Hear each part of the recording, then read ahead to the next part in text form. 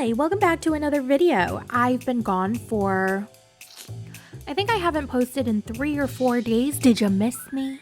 Did you miss me? Yeah, I know you did. Even if you didn't, just say you did. Okay, well, I'm back and I'm ready to talk about Love in Paradise. Let's go couple by couple. Why can't I speak? Why can't I speak? You know, there are certain words and a combination of words that I can't say. I think it's a speech impediment. What was I saying? Let's go couple by couple. Yeah, I couldn't say that fast. Let's go couple by couple. Let's go couple by couple. Let's go couple by couple.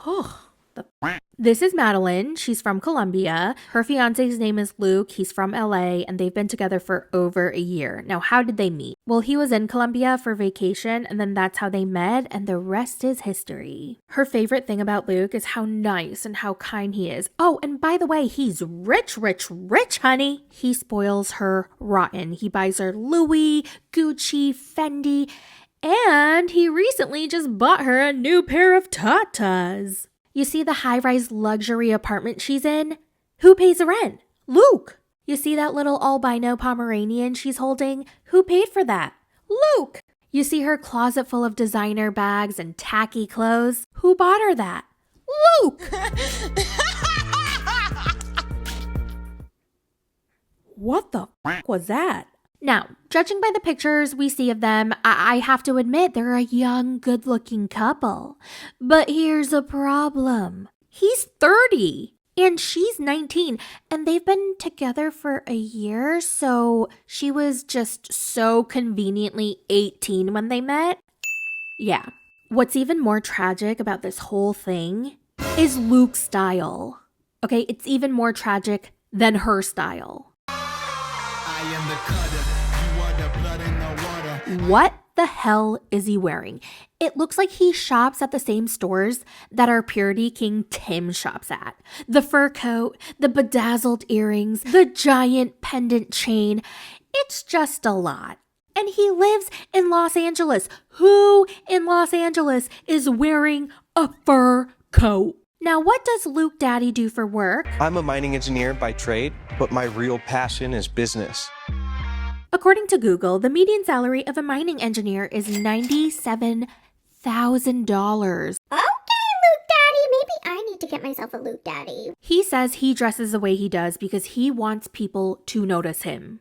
In the world of business, first impressions are everything, so he wants to leave a lasting one. So yeah, why not dress like a pimp? We see him walk into a tanning salon for a little touch-up before he sees Madeline. Doing the same high pressure? Yeah, let's try 6 minutes today. Okay, perfect. I just want to look pretty for my girl.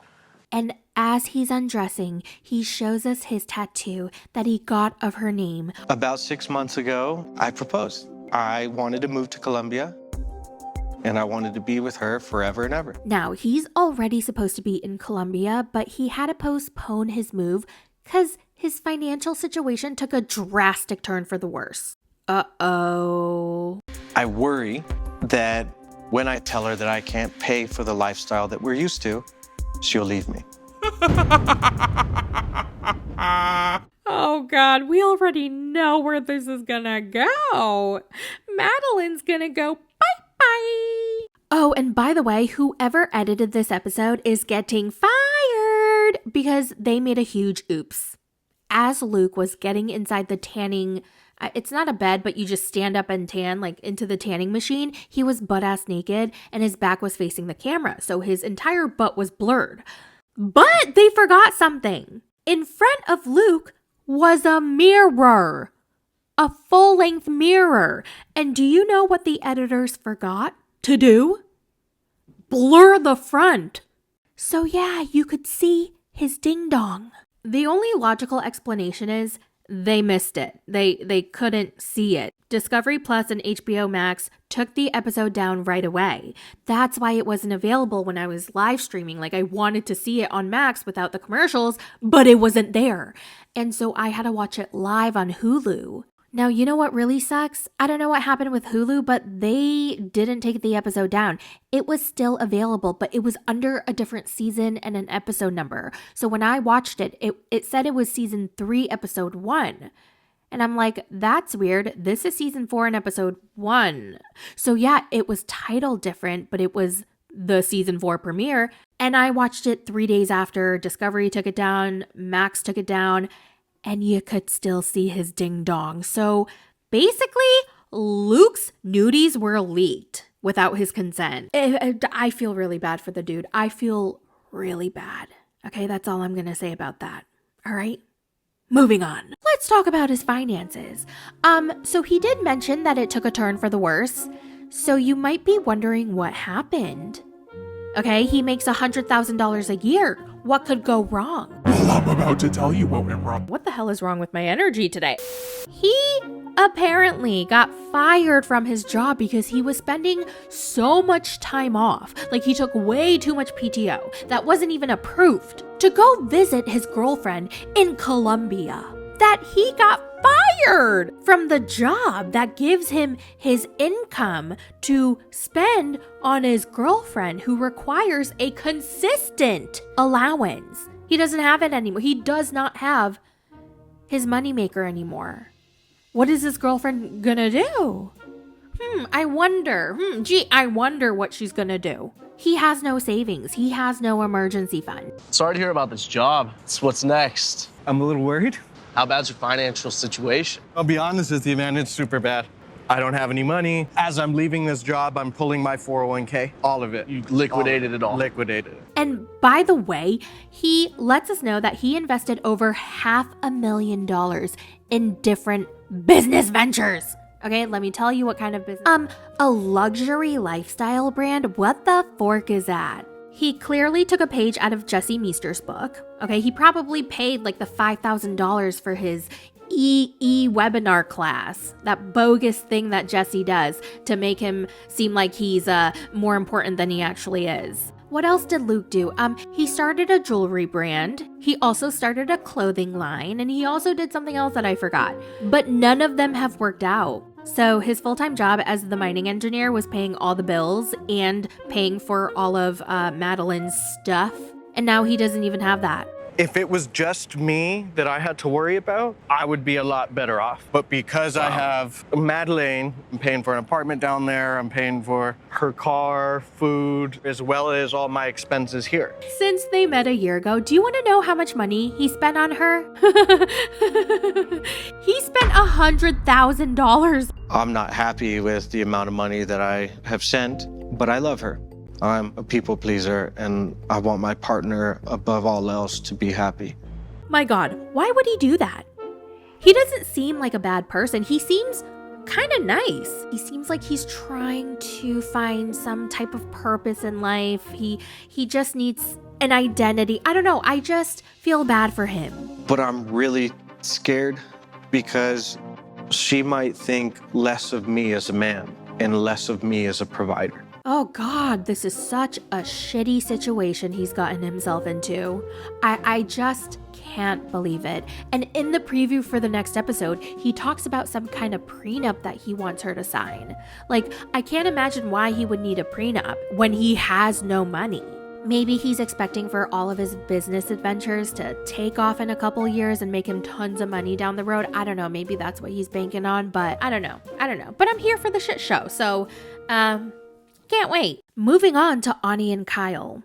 Anie is 39 from Germany. She's living in Malta right now. She moved there during the pandemic, and she's a content editor in marketing, which sounds like a great job to me. And she's a single mom of a 6-year-old boy.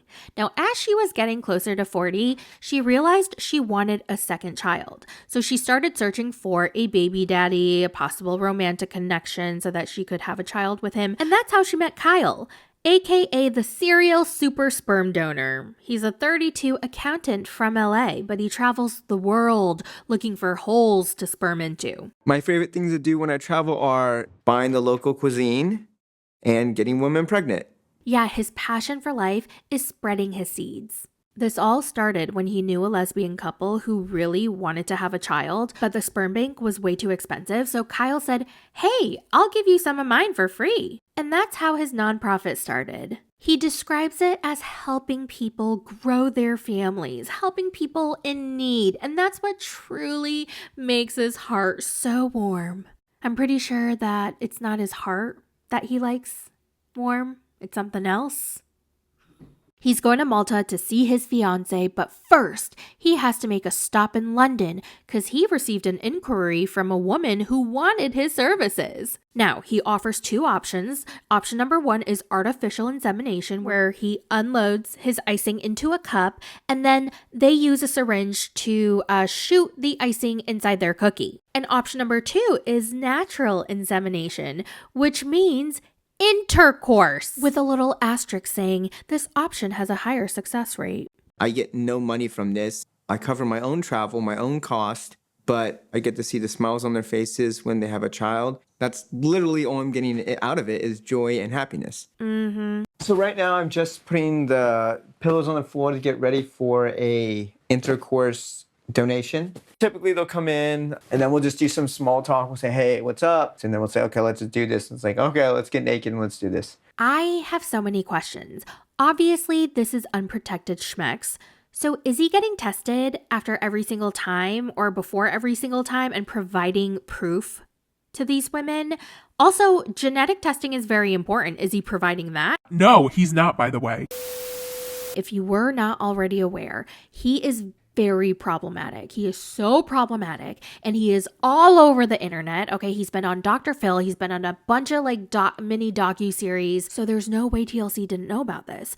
But there's a Dr. Phil video where he's being accused of basically being a predator. When I stop and think about what Kyle is doing, I get very concerned about the safety and health of these women. I feel that it's more about glorifying himself rather than actually helping these women.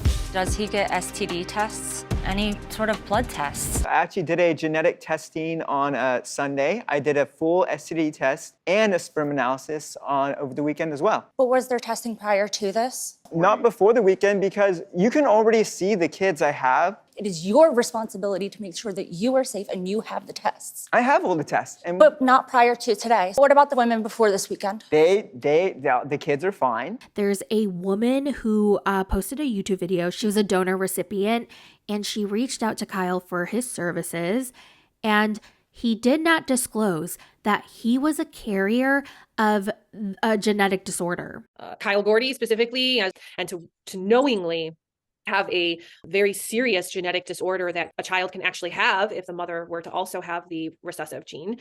Regardless, these children have a 50-50 chance of being a carrier themselves. So if it does not show up in the next generation, it can be carried on and on and on. This not only affects me, but this affects generations down the line. And somebody who is putting themselves out there saying they want 1,000 children, that's dangerous, especially with a very serious, genetic disorder that is not being disclosed. We all have our own genetics. There is nothing bad or wrong about somebody's genetics or having a disease, of course. However, when it's being withheld from the recipient parent and therefore the child as well, and there is no choice involved, that is wrong. I highly advise you to watch her whole entire video. I will link it down in the description or I'll pin it in the comments. This guy is disgusting.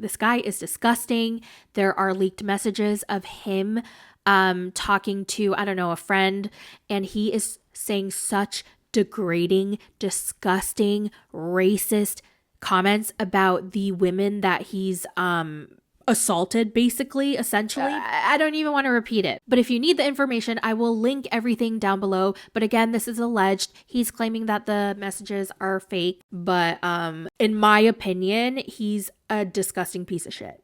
Okay.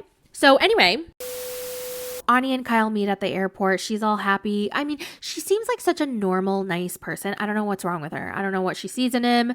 There's got to be something wrong with her. So the connection I feel with Kyle is still there. I still do have butterflies for him. And he lays out the rules. He's like, you're going to be earning points for my affection. With 3 points, she gets a kiss. With 5 points, she gets a tongue kiss. And with 10 points, she gets full-on sex. Seriously, what does she see in him? He's not cute. He's not charming. He doesn't have a good personality. He's not witty. He's not funny. He's not rich. He's not smart. What is there?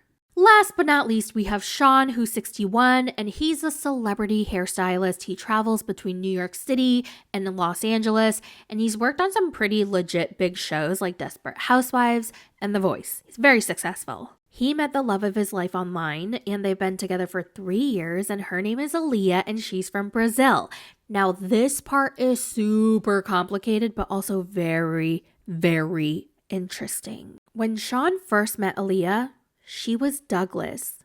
So Aaliyah is actually biologically born male, and I'm going to assume she identified as a man when they first met. He would often wear makeup, but it was just for fun, so Shawn didn't really think anything of it until a year and a half into their relationship. There was a gay pride event that they were attending, and Douglas was asked to participate on a float. And Shawn asks him, do you want to dress up and go in drag? Because obviously I can help you with that. And Douglas goes, okay, sure, why not? So they went wig shopping, Shawn did his hair, they found him a sexy black bodysuit, and when Shawn saw Douglas on that float, he saw a completely different person. Douglas was usually always very shy, quiet, and reserved, but with his new hair, makeup, bodysuit, and heels, he was totally different. He was dancing up there like Fiancé, having the time of his frickin' life. And that's where Aaliyah was born. Now, Shawn initially thought Aaliyah was just Douglas's alter ego or persona, until one day Douglas was like, I'm Aaliyah. There's no more Douglas.